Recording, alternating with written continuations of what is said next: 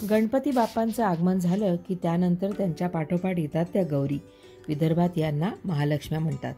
ज्येष्ठा आणि कनिष्ठा या माहेरवाशिणींचं पोटकौतुक करण्यासाठी अनेक पदार्थ केले जातात. जो फुलोरा केला जातो त्यातला एक पदार्थ म्हणजे रव्याची सांजोरी. ती कशी करायची ते आपण आज बघणार आहोत. त्यासाठी मी अगदी बारीक रवा इथे घेतला आहे. 2 मोठ्या वाट्या रवा मी घेतला आहे. एका कढईमध्ये 1 मोठा चमचाभर तूप घेऊन त्यामध्ये हा रवा मी चांगला भाजून घेणार आहे. फार जास्त तूप याला घालायचं नाहीये. अगदी कमी तुपामध्ये हा रवा आपण भाजून घेणार आहोत.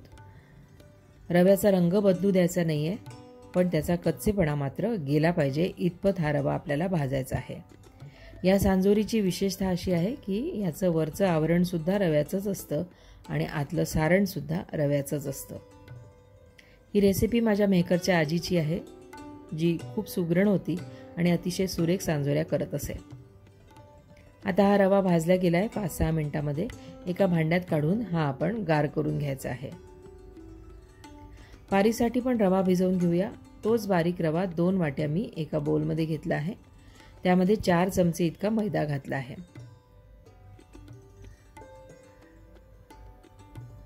पाव चमचा मीठ घालते आहे आणि 5 चमचे पातळ केलेलं तूप मी यामध्ये मोहन म्हणून घालणार आहे. कडकडीत तूप घालत नाहीये, फक्त पातळ करून घेऊन ते तूप यामध्ये घालणार आहे. हे तूप हाताने सगळीकडे नीट मिक्स करून घ्यायचं आहे आणि थोडं थोडं निरसं दूध घालत आपण हा रवा भिजवून घेणार आहोत. पारीसाठी जो रवा आपण भिजवतो आहोत त्यासाठी आपण निरसं दूध घेतलंय. निरसं म्हणजे जे तापवलेलं नसतं ते दूध. आणि असं साधारण किंचित सैलसर असं आपण भिजवलं आहे, कारण रवा मुरल्यानंतर फुलणार आहे. सारणासाठी जो रवा भाजला होता तो आता गार झाला आहे. त्यामध्ये तितकीच पिठी साखर, म्हणजे 2 वाट्या रवा होता तर 2 वाट्या इतकी पिठी साखर आपण घातली आहे. 1 मोठा चमचाभर वेलदोड्याची पूड घातली आहे आणि हे सगळं आता व्यवस्थित एकजीव करून घ्यायचं आहे. रवा आणि पिठी साखर अगदी छान एकत्र करून घ्यायचं आहे आणि यामध्ये निरसं दूध थोडं थोडं घालत हे सारण आपण थोडंसं ओलसर करून घ्यायचं आहे. एकदम खूप सारं दूध घालायचं नाहीये. चमचा दूध घालत अंदाज घेत आपण यामध्ये दूध घालणार आहोत. साधारण इतपत ओलसर आपलं सारण झालं की आपल्याला बरोबर सारण झालेलं आहे. त्यासाठी मला जवळपास अर्धा कप इतकं दूध लागलेलं आहे. आता हे एकत्र करून 2 तास असाच रवा हा मुरू द्यायचा आहे. 2 तास झाले आहेत. वरच्या पारीसाठी जो रवा आपण भिजवला होता तो आता आपल्याला चांगला मळून घ्यायचा आहे. पूर्वीच्या काळी पाट्या वरवंट्यावर किंवा खलबत्त्यामध्ये कुटून हा रवा मऊ करत असत, पण आता आपल्या मदतीला फूड प्रोसेसर आहे. त्यामुळे या रव्याचे असे छोटे छोटे तुकडे करून मी घेतले आहेत. मला हाताला थोडा जास्त कोरडा वाटतोय म्हणून फूड प्रोसेसरमध्ये असे तुकडे घालून त्यावर 4-5 चमचे मी दूधही घालणार आहे आणि मग फूड प्रोसेसरमध्ये 3 ते 4 मिनिटांमध्ये अगदी कमी मेहनतीत आपला रवा मळला जातो.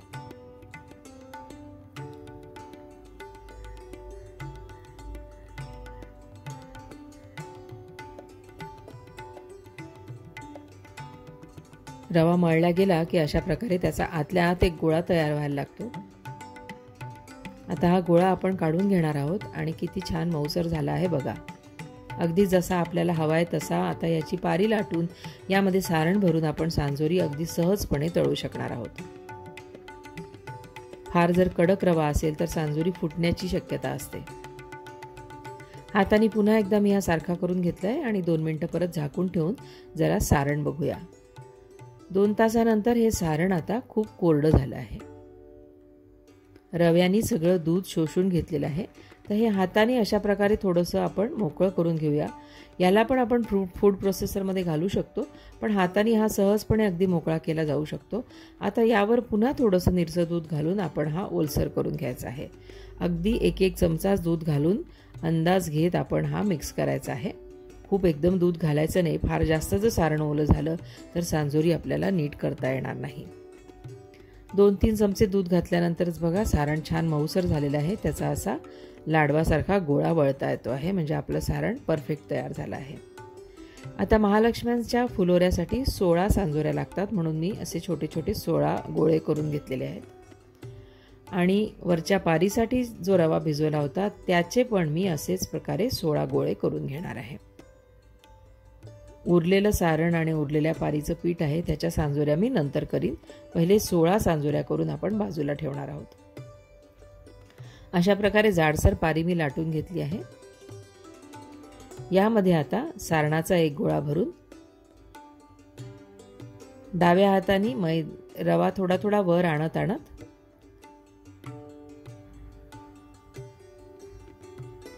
आणि मग हा चांगला बंद करून घ्यायचा आहे गोळा. याला तसं पाण्याचा दुधाचा हात लावायची गरज पडत नाही, पण अगदीच वाटलं की नीट बंद नाही होतंय तर तुम्ही थोडा दुधाचा हात लावू शकता. अशा प्रकारे चिमटीत दाबून तुम्ही वरचं टोक बंद केलं की तो छान सील होतो. एकदमही सगळे गोळे तुम्ही भरून ठेवू शकता किंवा एक एक करून अशा प्रकारे लाटून आपण तळू शकतो. मध्यभागी लाटणं ठेवून ते अगदी सावकाशपणे काठापर्यंत आपल्याला न्यायचं आहे. जाडसरच ठेवायची आहे सांजोरी, थोडी फार पातळ नसते ती. आणि इतपत ती लाटून झाली की आपली सांजोरी तयार आहे. याला फार पातळ करायचं नाही आहे. तेल गरम करायला ठेवलेलं आहे.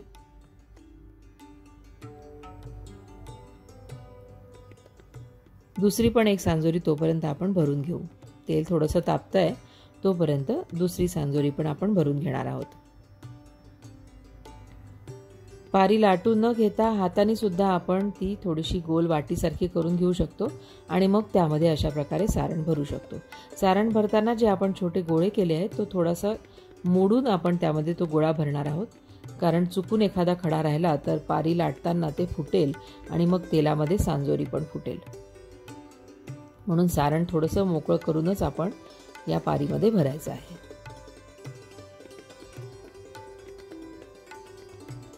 तेल गरम झालं का बघूया. थोडे थोडे बुडबुडे येतात आहे, म्हणजे तेल व्यवस्थित गरम झाले. आता त्याच्यामध्ये एक एक सांजोरी घालून आपण तळून घेणार आहोत.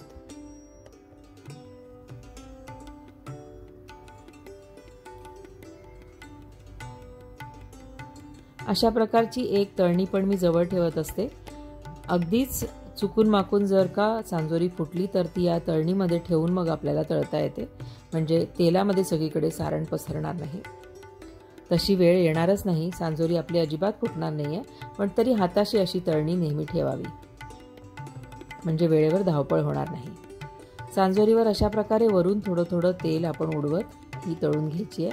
किती छान फुगली आहे बघा सांजोरी. आणि वरून थोडेसे लाल डाग येईपर्यंत खमंग आपण ही तळून घेणार आहोत.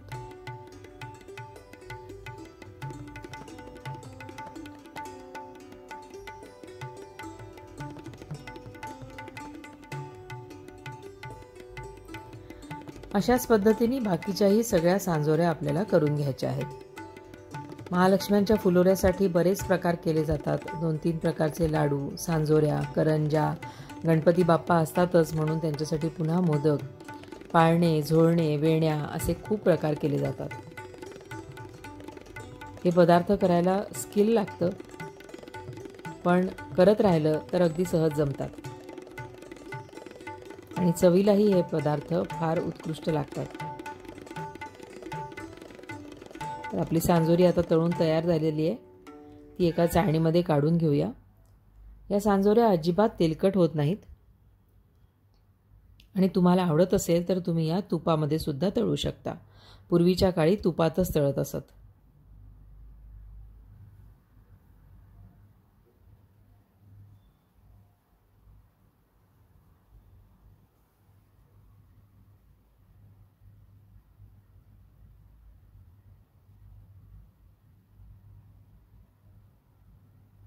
सांजोऱ्या अगदी छान होतात आहे. अशा छान फुलताना सांजोऱ्या बघितल्या की करणाऱ्याला खूप आनंद मिळतो आणि देवी अन्नपूर्णा आपल्या पाठीशी आहे असंही एक विश्वास वाटतो.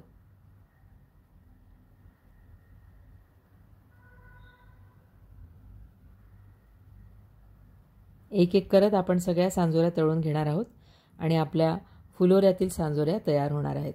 तर तुम्हाला ही रेसिपी कशी वाटली ते मला जरूर सांगा आणि माझ्या रेसिपीज जर तुम्हाला आवडत असतील तर माझ्या चॅनलला जरूर सबस्क्राईब करा.